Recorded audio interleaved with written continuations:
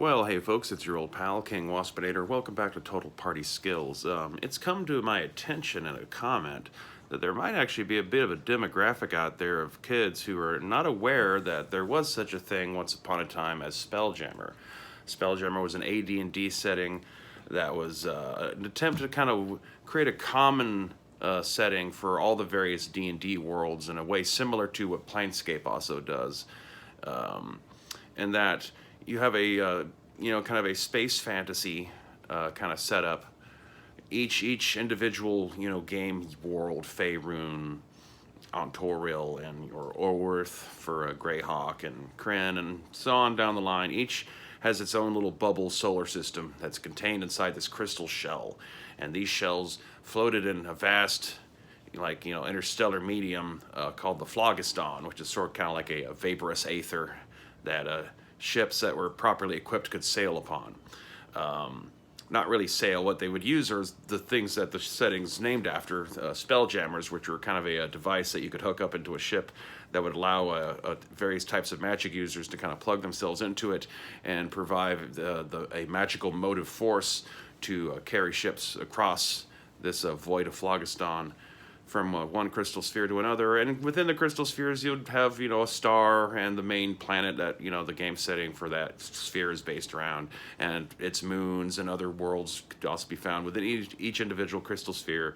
And that kind of had its own slightly different split space flight rules. It's not that space is full of breathable air, but it kind of uses its own kind of fantasy gravitational physics to kind of explain and justify the idea that you have a gravity plane at the center of any sort of large mass body, and even things as small as ships can kind of develop their own atmospheric shell around them as they're flying around through space. Basically, they're just like really pumping up the presence of dark matter, I guess, as a way, if you can think about it in terms of modern physics.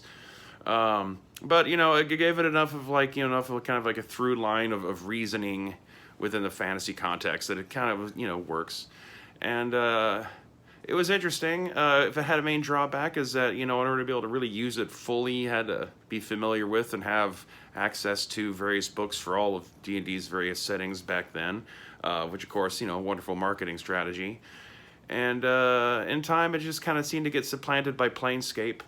I liked Planescape. I know some people deride it for being, I don't know what, too Jim Hensian in terms of what kind of fantasy environment it presents. I like its variety. As someone who came into role-playing games through Rifts, and somewhat disappointed in the failed promise of Rifts, in that Rifts promises all this interdimensional hijinks, and yet the vast bulk of the game is just describing various human fascist nations on Earth fighting weird, hard to pronounce and describe aliens.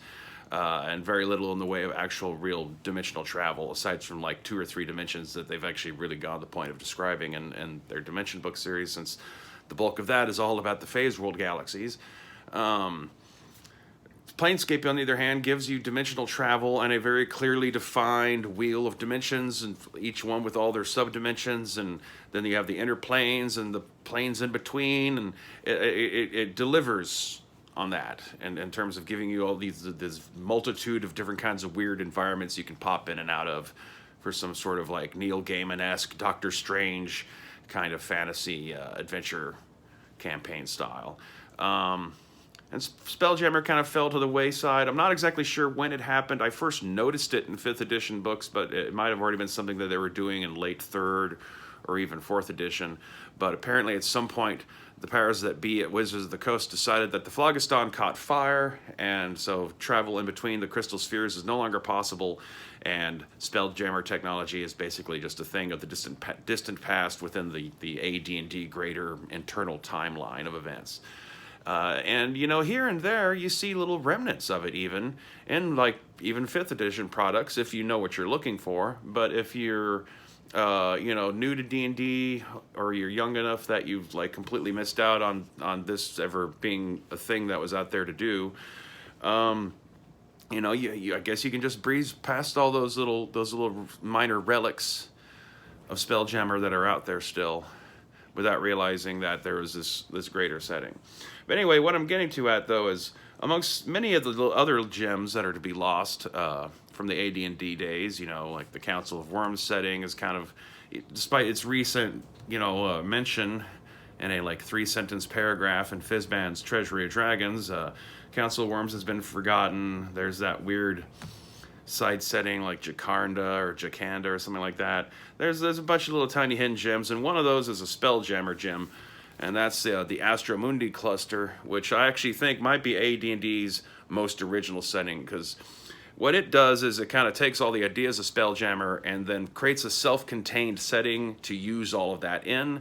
That doesn't make you dependent on having to have other AD&D or just D&D in general settings, you know, their source materials in order to be able to run it. It's its own thing with its own worlds. Its setting from the get-go, even back then, is that the nature of its crystal sphere kind of created a bit of like a fly trap kind of effect, a bottleneck, where, you know, ships that came into the cluster had a like extremely hard time of getting out of the cluster unless they could figure out that if they shifted into the astral plane, they could sneak past the outer crystal shell.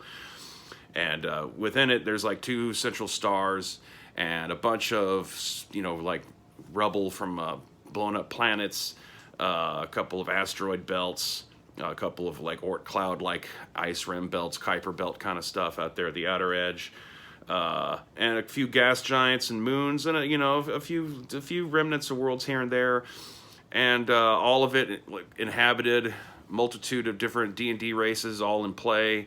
They make a point of some of the villainous races like Beholders and the Illithids and Neogi to actually be more civilized.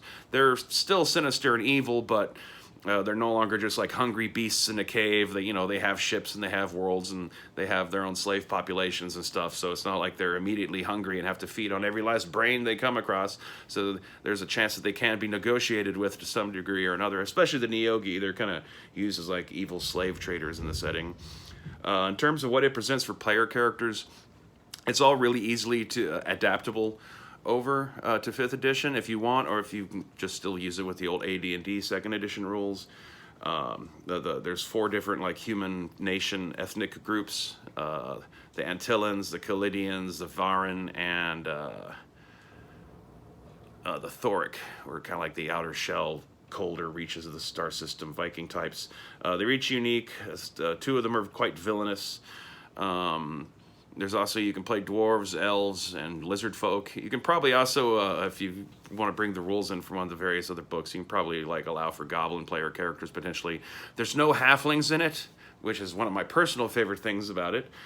And it just gives you a lot of stuff to do that plays with all the things that Spelljammer offers without, like I said, having to even rely on the interstellar travel. So if you still want to like use it as a 5th edition available setting, without having to retcon current 5th edition lore to put the Phlogiston back in and yet still like have all the space travel-y fun that Spelljammer offers, this is the setting to go with.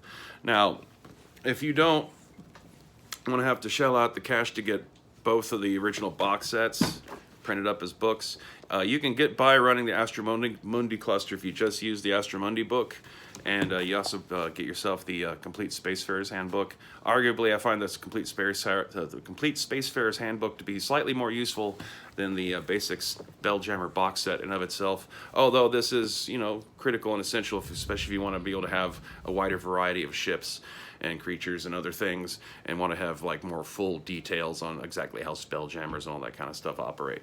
But you could fudge things using just the Astromundi cluster box set as a printable book from Drive-Thru, because it does, you know, present a selection of different new ships to the setting and all that kind of stuff. So you can let by with just that and a copy of the Spacefarer's Handbook.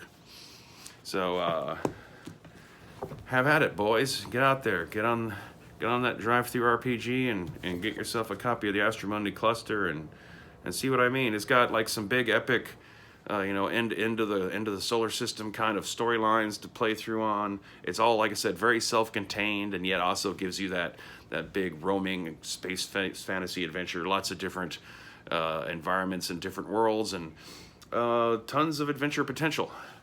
Both whether or not you want to use the storylines they present in here, or whether you want to come up with your own stuff or adapt other materials from other games, and so on and so forth. So anyway, I guess that's about it. Leave comments below, hit like and subscribe, do all the things, and as always, waspinated stay.